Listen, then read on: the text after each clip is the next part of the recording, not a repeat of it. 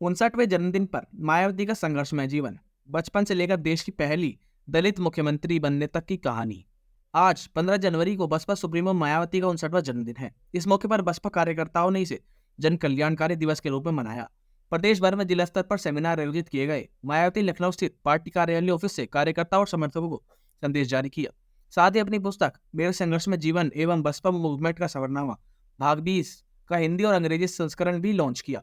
मुख्यमंत्री योगी आदित्यनाथ ने बधाई देते हुए एक ट्वीट किया, प्रभु श्री राम की कृपा आप पर बनी रहे, आप दीर्घायु और स्वस्थ रहें। वहीं सपा प्रमुख अखिलेश यादव ने भी हरिद्वार से उन्हें शुभकामनाएं दी। मायावती का जन्म 15 जनवरी 1956 को दिल्ली में हुआ। उनके पिता प्रभुदास डाक विभाग में क्लर्क थे। परिवार में मायावती तीसरी बेटी थी। लगातार 3 बेटियों के जन्म से उनके पिता नाखुश थे और दूसरी शादी करने के विचार कर रहे थे। मायावती के दादा मंगल सेन ने इस विचार का विरोध किया और परिवार को संभाला। बचपन में मायावती अपनी नानी के घर सिमरौली गई थी। वहीं पास की काली नदी के किनारे उन्हें एक लक्कड़ बग्घा दिखाई दिया। उनके नाना ने उन्हें बचाया, लेकिन मायावती ने निडरता दिखाते हुए कहा, यह मुझे खाएगा नहीं, मैं इसे खा जाऊंगी। यह किस्सा अजय बोस की किताब बहन जी में दर्ज है। मायावती की मां ने एक बेटे को जन्म दिया जो निमोनिया से बीमार हो गया। पिता की गैर मौजूदगी में 10 साल की मायावती अपने छोटे भाई को 6 किलोमीटर दूर सरकारी डिस्पेंसरी ले गई।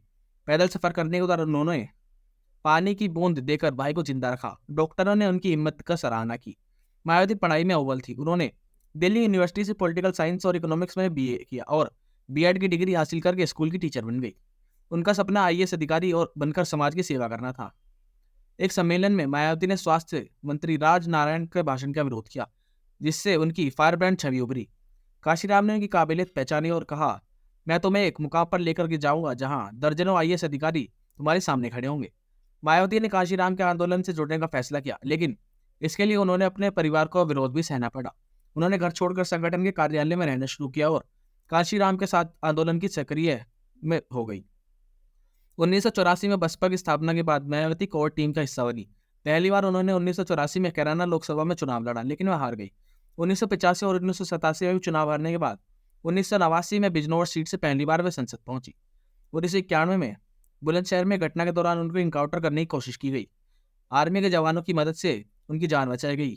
यह घटना उनके संघर्षों का प्रतीक बन गई। 1993 में समाजवादी पार्टी के साथ मिलकर मायावती ने यूपी में सरकार बनाई। 1995 में भी वह बीजेपी के साथ समर्थन में आकर पहली दलित मुख्यमंत्री बनी। इसके बाद 1997, 2002, 2007 में उन्होंने मुख्यमंत्री पद संभाला। 1995 में प्रधानमंत्री नरसिम्हा राव ने उन्हें मुख्यमंत्री बनने पर लोकतंत्र का चमत्कार कहा। मायावती ने सियासत में अपनी छवि मजबूत की और 2003 में बसपा की राष्ट्रीय अध्यक्ष बनी। मायावती ने राजनीति में अपनी पहचान बनाई और दलित समुदाय के उत्थान के लिए काम किया। उनके नेतृत्व में बसपा ने कई चुनाव जीते। हालांकि हाल के वर्षों में पार्टी का जनाधार कमजोर हुआ है। 59वें जन्मदिन पर मायावती ने अपने कार्यकर्ताओं को प्रेरणा देते हुए संदेश दिया। उनकी नई पुस्तक का विमोचन उनके जीवन और संघर्षों के समाधान को समझने को लेकर एक माध्यम बना। मायावती की कहानी प्रेरणा का स्रोत है। उनका संघर्ष, निडरता और समाज के प्रति समर्पण उनके एक अनूठी नेता बना देता है।